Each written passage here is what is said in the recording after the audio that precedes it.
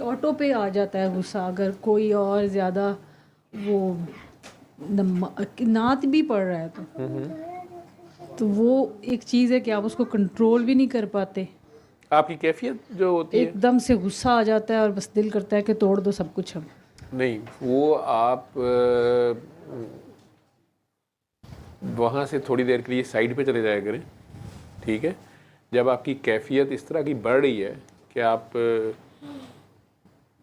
जैसे जलाली हो रहे शदीद हैं, गुस्सा आता है कि ठीक है, बस अब हर या चीज़ अभी काकी ये यहाँ खा पे के उठ मारो। के किरण बाहर फिर चले गई थी, उसको चीख मारने लगी थी, वो उसकी हो रही थी जब वो बच्ची सुना रही थी, या इन लोगों में से कई लोगों की हो जाती है ऐसे, तो वो कैफियत ही ओवर फ्लो कर जाती है, या उसे कंट्रोल आहिस्ता आहिस्ता उसे कंट्रोल करना आ जाता है, ठीक है। अपना ध्यान इधर उधर कर लें या वहाँ से ज़रा बाहर निकल जाएं, ठीक है।